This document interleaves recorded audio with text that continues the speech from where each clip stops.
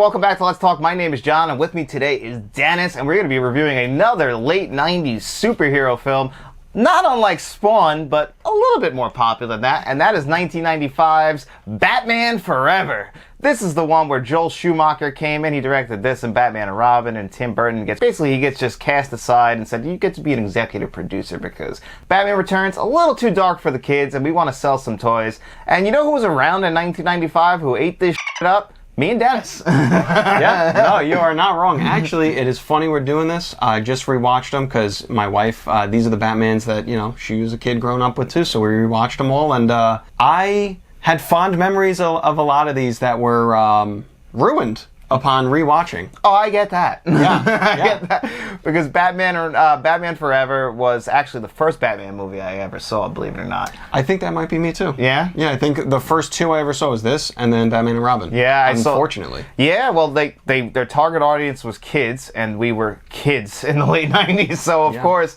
we ate this up. Like, I didn't see Batman and Batman Returns until after. Those I like a lot more than this movie, but when you watch this movie with adult eyes, this movie's a little bit ridiculous. Yeah, it gets rough. There's some pretty funny moments in it and stuff. I mean, right off the rip when the bank heist is going on with the vault and then the security guard. I hate him. He's like... Oh no! It's boiling acid! I'm just like, oh my god, this is so bad. The opening to this movie is horrible. Also, it feels like they don't want us to like know where Gotham City is. So like when he lands in the water, it's like, it looks like it's on a soundstage. Yeah. The Statue of Liberty just looks like it's in the middle of nothing. Like, I don't understand what they're trying. Like, the safe looks like it's just flying. Like, we don't see the rest of the neon city. It just looks like it sets. Yeah. And I hate that. Even though I like seeing the neon city, like when they have it all nice and shiny and glowy and looking all fantastic. Yeah. I like all that. It doesn't look... I don't know how we're supposed to believe that this is the same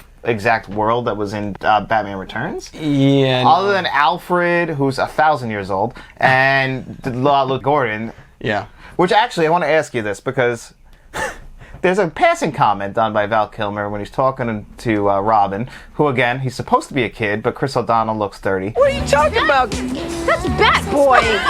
Yeah. He's talking to him about the motorcycles. He's like, oh, Alfred's a pretty good mechanic. And then Alfred walks in with the tray. I'm like, how the fuck is Alfred getting on his knees and fixing these motorcycles? Dude, I don't... You know, the other thing, too, you're absolutely right. There's no shot, because he's like 100 in every film. I know. He's so old and all of them. That's like the thing I think of first when I look at this guy. Yeah, but then you realize, like, what, did 5 minutes pass between when they met in the driveway and brought the bike in the garage, and Alfred comes out with, like, a fucking meatloaf or something. Yeah. Like, this humongous... And I'm like, dude... Alfred's not working on motorcycles. There's no way he's whipping this food up in 5 minutes. Like, this guy, honestly, he's the superhero in this whole film. Because that guy is 105, and he's killing it. Yeah. And played by Michael Goff. But it's just, like, ridiculous. Like, and the fact that, like, you're Batman. Like, you're strong and agile. And you're willing to let this old man go Alfred, fix the motorcycle. I'm not hiring a mechanic. I don't have that kind of money. You see how much the Batcave costs? Like, dude, that's honestly the film I want to see, is Batman just being a dick to Alfred, just walking around, just like, he comes home with the bike, he's like, the brakes aren't working again. And Alfred's like, oh, I'm sorry, sir. And then he's like, yeah, get in there and fix that shit. I can't deal with it. By the way, is my lunch ready? Yeah. And my pajamas better be fucking pressed because I am tired. What the fuck do you do all day? He comes in there with a cigarette while he flicks the cigarette out while he's working on the motorcycle. Yeah. I'm going to take a nap. I got a long night ahead of me. Yeah. Clean that cigarette up. Pick that up on your way out, you old bastard. Yeah. But then it brings us to the villains, played by Jim Carrey and Tommy Lee Jones in this movie. And Tommy Lee Jones. So when he first met Jim Carrey, he reached in for a hug and he's like, I will not tolerate your buffoonery. Which, okay, I get that you don't like his acting style, but he's way better in this movie than you are. Yeah, you know, it's funny when we talk about Batman movies, anytime we have these discussions, I feel like there never has been a Batman movie. It's always like the Joker featuring Batman or Two-Face featuring Batman. It's always the villains that steal the show, and this is no different. I think that Tommy Lee Jones' Two-Face is solid. I think he does a good job.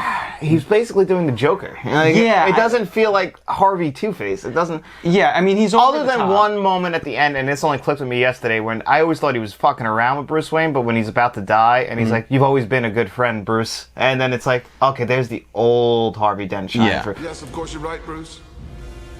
Emotion's always the enemy of true justice. Thank you. You've always been a good friend. Because the whole time he's just over the top. I mean, he's got a two-face house with two different women. Dude, yeah, and they're explaining to him, like, I made you this for dinner. Well, I made you this. And he, like, they went way in on the two-face thing. And I think 90% of him is the evil side. Like, we never, like you said, it's very rare you see actual Harvey Dent in it until pretty much that ending. Jim Carrey as the Riddler, although his costume is ridiculous.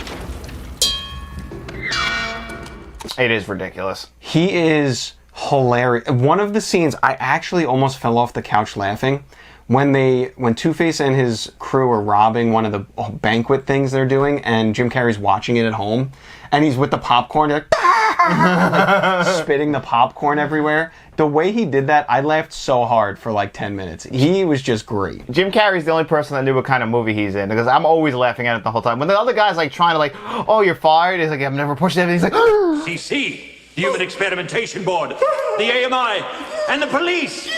like, oh no, not you. And he kills him. And then also, by the way, did you read the suicide note? And like, it said goodbye cruel world on it. I'm like, and then like the Lieutenant Gordon's like, yep, definitely a suicide. And it's like, does none of this draw a red flag to you? It is the most obvious suicide ever for a guy who seemed very happy when you saw him yesterday. You don't want to do any investigating to this? No. Who writes goodbye cruel world on a paper like that? Yeah, no, it was him. Yep, and clearly Batman knew it, but that brings us to Val Kilmer's Batman. I think he's the worst. And you said that you think George Clooney is worse than him? I do. Well, all right, so here's the thing. I think George Clooney is a bad Batman, but I guess he could be bad because he's in probably the worst Batman movie that's ever been made in the history of the world. Yes, I agree. But I thought Val Kilmer was fine. I think that the thing is, like, he is, I don't know, Bruce Wayne, I guess maybe he's not as animated and emotional and stuff. But I feel like that's what Batman is. Batman's not supposed to be like a super over-the-top emotional guy. But I know you said that you thought he was pretty much just like tone-deaf the whole time. Flat. Flat. It's so flat. I didn't even know.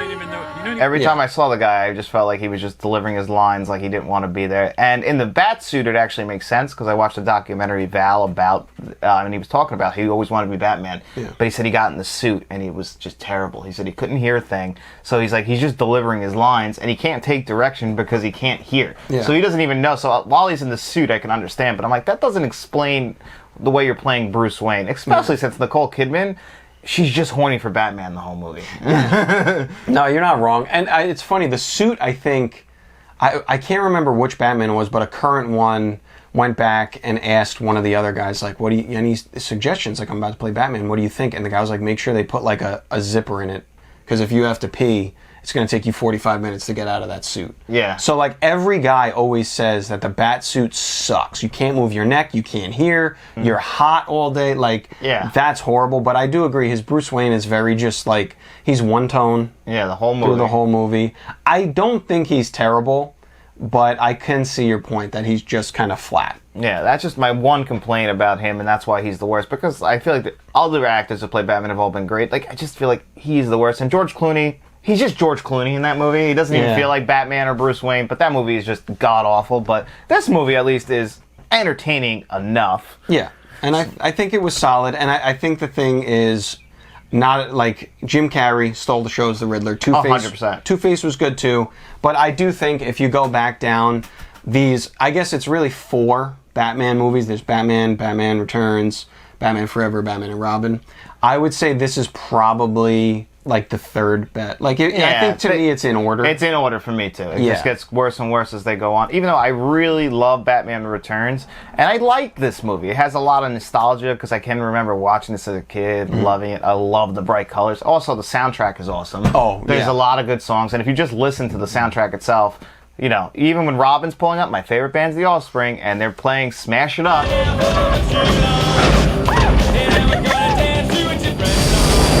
Yeah. Why he's driving the Batmobile and the laundry scene, all that shit is fucking ridiculous. I'm so glad you brought that up. I forgot.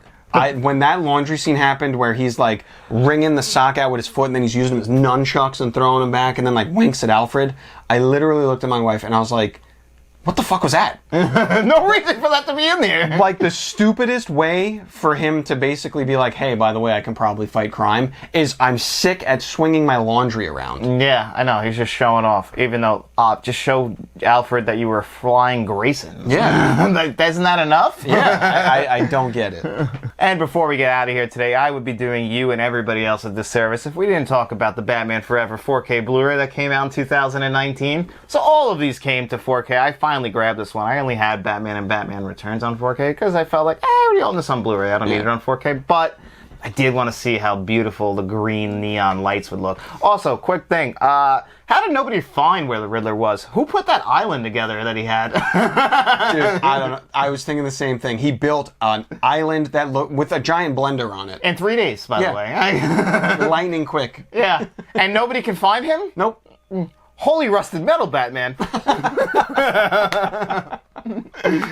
So this came with a Blu-ray, a 4K, a digital code. So I actually really like the individual disc design on there. There's also a really nice steelbook out right now that you can grab. It's got HDR10. It's a Warner Brothers release, so that means that there is no Dolby Vision. They don't need it though. Whatever they do on their in-house transfers looks pretty damn good to me. It's got a Dolby Atmos track, a really solid Dolby Atmos track on it, and the visuals, they are about a 9 out of 10. They are great. This is a great 4K Blu-ray. And you watched this on Max, right? I did, yeah. I didn't think it was too, I think it's fine, but I'm curious. So you said you had this on Blu-ray, right? So is it a different scan? Is it newer? This was a new scan for 2019, and it is a noticeable upgrade. Especially, I compared it to the HBO Max stream myself. Okay. Because I have watched this in bed, and it is a noticeable upgrade because mainly it's just so vibrant now. The blacks are so deep. And just because of the way this movie's shot and the way they were going for with all the bright colors, I mean, that's what 4K is there for. That stuff is just gonna, it's like eye candy. I mean, your eyes are gonna have an orgasm from looking at this. Like other 4K movies, like, yes, the resolution, it might be a great 4K, but like this, just the colors. It's such a colorful movie. I mean, like a 7-year-old, and 7-year-old John and 7-year-old Dennis would have loved to see this on 4K. Yeah. But looking at it now, it's just really gonna come down to how you feel about the film. I got this for $15, and that's really not bad for this. And I got it with a slipcover, so I can really appreciate that. So overall, if I was going to give this 4K slipcover edition of Batman Forever a score of 1 to 10, I'd give this a pretty solid 8 out of 10. Nice. So, yeah, I thought it was pretty good, and I really enjoyed Batman Forever. So did you, right? Yeah, no, I think, like I said, it's good. I don't think it's unwatchable. I definitely see the difference between the Tim Burton ones and this leading into Batman and Robin.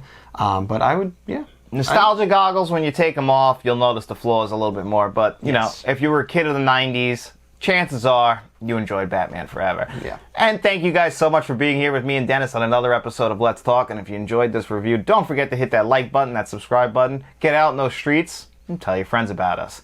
I'm Batman.